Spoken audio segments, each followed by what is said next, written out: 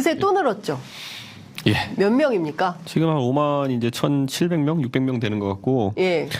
아, 방금 전에 김용남 의원이 6만이라고 얘기하셨는데. 그건 기본은 오프라인 이제 가입자 수까지 얘기하는 건데 예. 오프라인 가입자 수는 저희가 이제 후보 출마할 사람들이 조금씩 모으고 있는데 예. 지금 저희가 추계로는 한 5천 명 정도 모은 것 같다. 생각합니다. 그렇구나. 그건 이제 근데 속된 말로 이제 전산화 시키는 작업이 필요하니까 네. 저희가 지금 중앙당 창당 실무가 바빠가지고 아직 못 하고 있는데 꽤 많이 모이고 있습니다. 그렇구나. 그럼 전국적으로 그 뭐 5개 시도당 위원회 설치하고 이런 것은 문제가 없는 상태.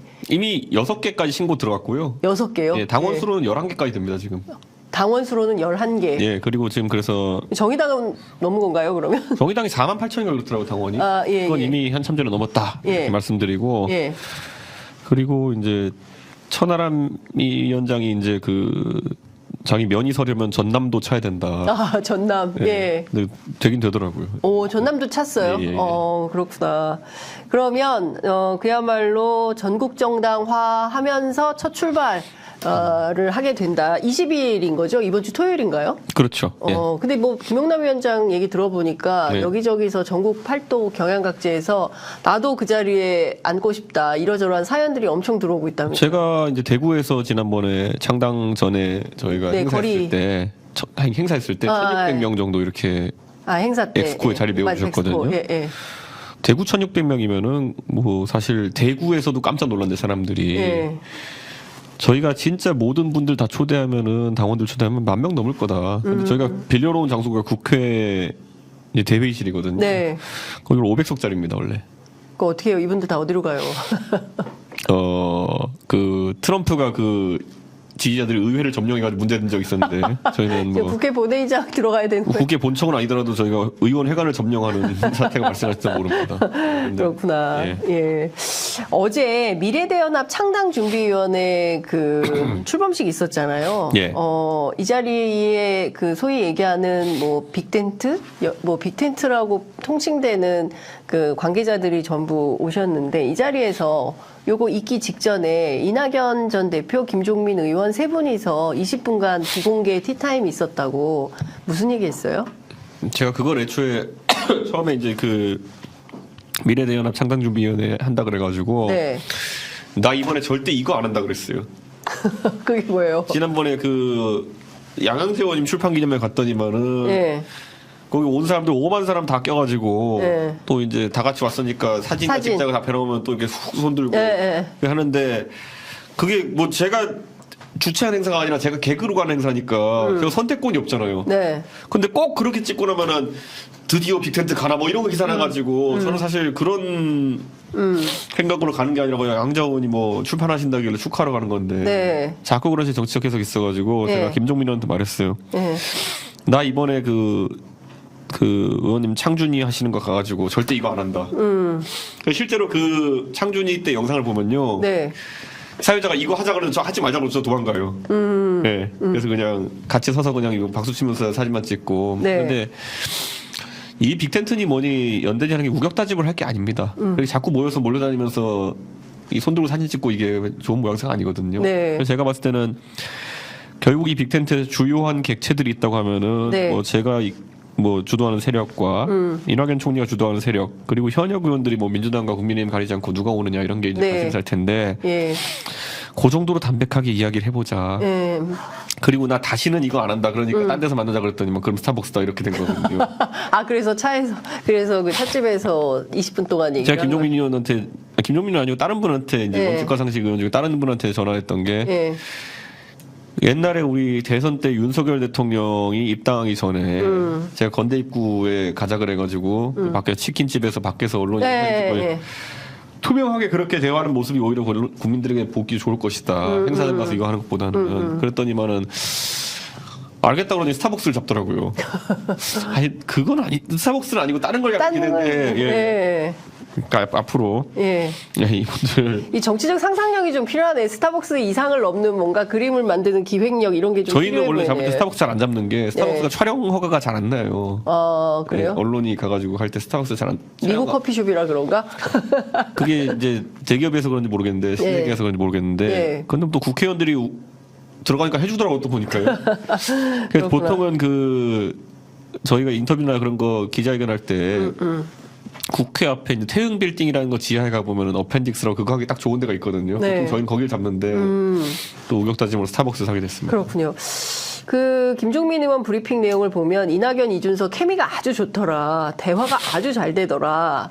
그러나 구체적인 일정 합의 등은 없었다. 이거 어떻게 해석해야 됩니까? 그러니까 김종민 의원과 그 결국에는 이 원칙과 상식 출신 의원들은 네. 그러니까 거간꾼을 자처한 거 아닙니까? 거간꾼. 네. 거간을 자처한 분들이기 때문에 네. 아 그러면 일이 잘 되고 있다고 계속 얘기해야죠. 그거는. 네. 네. 그리고 네. 그렇게 해야 그 안에서 이제 소위 중간에서 역할 하시는 분들의 역할이 생기는 거니까. 저는 근데 이낙연 총리님이 저도 이제 항상 누구나 정치인 개인에 대해서는 장점만 봅니다. 저는. 네. 네. 그런데 이제 그런 맥락과 다르게 세력 간의 연대나 연합이라고 하는 거는 개개인의 장점 발견한다고 해서 되는 게 아니거든요. 그러니까 결국에는 뭔가 같이 했을 때 시너지가 어떻게 나느냐, 네. 아니면 시민들이 받아들일 때 어떻게 받아들이느냐 이게 되게 중요한 건데 네. 저는 그래서 그 원칙과 상식이나 아니면은 이낙연 총리 쪽에서 거기도 뭐 저에 대해서 좋은 말씀 해주시고 이런 건 감사하지만은 네. 그게 무슨 뭐 그것만 있으면 연대나 합당이 된다라는 생각을 하지 않고 있습니다. 자, 그러면 오늘 아침에 라디오에 그 조홍천 의원이 출연하셔가지고 네. 그러면은 이 빅텐트라는 게 네. 있죠. 그 이낙연 전 대표는 빅텐트를 강조하고 이준석 대표는 빅텐트가 아니라 기왕에 하는 거 큰 집 졌으면 좋겠다라고 네. 하는데 이게 선거연대만을 얘기를 하는 거냐 아니면은 통합이냐라고 했을 때 아니 당연히 통합을 얘기를 하는 거죠. 그러니까 정당 통합을 주장을 하는데 그럼 지금 이준석 대표님 말씀을 좀 들어보면 꼭 거기까지 가 있는 단계는 아닌 것 같거든요. 저는 그러니까 네. 어떤 모양보다도 네. 정치적 동지나 결사체가 되려 그러면 한 5년은 같이 무조건 하겠다고 생각하고 가야 되는 거 아니야 최소한. 아, 최소 5년은 좀 같이 네, 일을 네. 해보고 경험을 해야. 그게 그리고 저는 이제 올해 한국 나이로 40이기 때문에 네. 40대 초중반 어떻게 보느냐의 문제지만은 예를 제가 맨날 좋은 총님 놀리는 게 이제 환갑 되셨으니까 마지막 움직임이다. 예. 지난번에 아, 조홍천 의원 60이에요? 그 62년생이시거든요. 아, 그렇구나. 그래가지고 예. 이제 완전 이제 환갑이신데 이번에 움직이시면 마지막이다. 그러니까 그 정도의 결기는 다 갖고 가야 된다. 조홍천님 진짜 결기가 있으세요. 네. 나머지 참여하시는 모든 정파도 그 정도 결기는 있어야 되지. 조금 틈이 보인다고 해가지고 기존 정당으로 복귀해서 어떻게 해보려고 한다든지 네. 이런 모습 자체가 안 좋을 수 있다. 그러면 조금 뭐 상황이 좋아지면은 이낙연 대표는 민주당으로 돌아가고 원칙과 상식도 민주당으로 돌아갈 생각이 있는 겁니까? 그건 누구 특정인을 그렇게 뭐 대화해 본 적이 없지만은 네. 바른정당과 바른미래당의 경험이에요. 결국 선거 앞두고 조금 불리하다 싶으면 그 관성이 작동하는 사람들이 많기 때문에 네. 저는 뭐 그거 할 생각으로 창당을 하고 이러지 않습니다. 그거 할 생각이면 무소속하신 게 나아요. 그렇구나. 근데 이제 앞서서 뭐 저희가 정치 토론했지만 그 정체성이 뭐냐. 그러니까 그 개혁신당은 그래서 보수의 정체성을 확실히 가지고 가는 정당 이라면 거기에 원칙과 상식, 이낙연 전 대표 이렇게 뭉치면 여기에 정치성은 뭐가 되는 거냐? 저는 우선 저는 이낙연 총리의 지향성은 잘 모르고요. 네. 개혁신당의 지향성은 아니 어차피 국민힘도 그렇고 민주당도 그렇고 보수 정당인데 그냥 그 출신이 뭐 검사나 관료나 아니면 운동권이냐 이 정도 차이. 80년대 뭐 하고 살았느냐 정도의 차이인 예. 것 같은데 80년대에 태어난 제 입장에서는 좀 관점이 달라요. 근데 결국에는 그 국민의힘과 민주당 모두 다 개혁을 하기에는 너무 관성에 젖은 정당이라는 생각이 들고요. 네. 방금 전에 방송했을 김용남 위원장이 지금 이제 10시부터 들고 와서 발표할 내용들이 네. 주식 시장에서 네. 소액주주 운동하는 사람들 비슷한 내용이거든요. 네. 그 말인즉슨 결국에는 지금 이런 거예요. 삼성전자 주식이 우리가 PBR이라고 하는 가치, 예, 그런 어떤 PBR이라고 하는 가치가 1.5 요 정도 수준에 머무는 경우가 많아요. 네. 그런데 대구래 그 국외에 네. 해외에 이제 가면은 IT 주식, 테크 주식이라고 하는 것들은 보통 PBR이라고 하는 것이 6 정도 나오는 경우가 있어요. 6. 네. 굉장히 차이가 큰. 그러니까 삼성전자가 만약에 미국에 상장돼 있었다면 지금 뭐 맨날 우리가 삼성전자 주식에 따라 가지고 5만 전자, 6만 전자, 7만 전자 이렇게 얘기하는데 사실 그게 미국에 있었으면 그 정도의 시장 구조였으면 30만 전자가 되어 있어야 되는 게 맞는 거죠. 네. 그러니까 우리는 지금 정치권의 코리아 디스카운트나 이런 걸 얘기하면서 네. 한 20년 동안 얘기했던 게 북한의 위협 때문에 투자를 꺼린다 이러는데 실제 그런 게 아니에요. 그렇죠. 북한의 위협보다 솔직히 더 위험한 거는 네. 재벌이 결국에는 경영권 승계를 위해 가지고 의도적으로 주가를 낮게 유지한다든지 맞아요. 뭐 이런 예. 게 첫 번째고 두 번째로는 결국에는 자사주나 이런 걸 매입하게 되면은 네. 대한민국에서는 소각을 잘 하지 않습니다. 원래 근데 자사주 매입 후 소각이라고 하는 것은 거의 의무화돼야 되는 것인데 네. 우리나라는 자사주 비중이 거의 한 30% 가까이 되는 희한한 회사도 있어요. 아니 그 저기 지배구조 때문에 그런 거죠. 근데 그런 회사들이 대부분 경영권 분쟁이라는 게 있어가지고 그렇습니다. 문제가 되는 예. 건데 그게 전부 다 주주 가치로 환원된다 이렇게 했을 때는 저는 김용남 의원이랑 이걸 많이 고민해봤지만은 PBR 기준으로 한 3, 4까지는 금방 올라갈 수 있다. 그러면은 당장 지금의 저평가에서 확 뛰어오를 수 있다. 삼성전자 주식을 가진 대한민국 국민 600만이랍니다. 예. 와. 600만 주주랍니다. 엄청 뭐 외국인도 포함이겠지만 그거는 네. 600만 주주라는데 적어도 그 600만 주주들의 재산권이 만약에 제약받고 있으면은 네. 적극적인 소액주주 운동. 예를 들어 우리가 각 당도 이제 민주주의가 발달하면서 경선을 하겠다 해서 네. 모바일 투표로 K 보팅 이런 거 하잖아요. 네. 주주총회 의결 같은 것도 다 그렇게 전자하고 있는 걸 의무해야 되는 거예요. 요즘 아파트에 동대표 뽑는 것도 다 이제 네. 모바일로 하는 경우가 많은데 예. 그렇게 해야 사실 저는 주식 시장이 활성화되고 네. 우리 국민들의 자산이 대부분 그 주택에 편중되어 있기 때문에 나라가 이 꼴인 겁니다 지금. 그러니까요. 예. 예. 그 개개인의 부채 비율이 높은 이유는 다 전세 대출이니 아니면은 그 주택담보대출이니 해가지고 레버리지가 상당히 높은 자산 구조를 보유하고 있기 때문에 집값이 내려가면은 가게가 무너지고 그럼 집값을 유지하기 위해서 또 정권이 힘써야 되고 네. 그러다 보면 젊은 세대는 또 그 집값을 부담하기 어려워지고 이런 악순환의 반복이거든요. 은행만 돈 불리는 거죠. 모든 사람을 빚을 지게 만들었으니까 수없이. 네. 그러니까 의식주 중에 주를 하기 위해서는 기본적으로 몇 억씩 빚지고 시작하는 게 기본인 나라에서 무슨 소비가 일어나겠으며 무슨 투자가 일어나겠습니까? 그래서 저는 차라리 그 돈이 주식시장에 흘러가도 있으면은 기업이 어쨌든 투자를 유치해 사람을 뽑기도 쉬워지고 네? 그리고 거기에 따라서 배당 소득도 많아지고 주주 환원이 높아지면 네. 완전히 틀을 바꿔야 되고 그게 개혁입니다.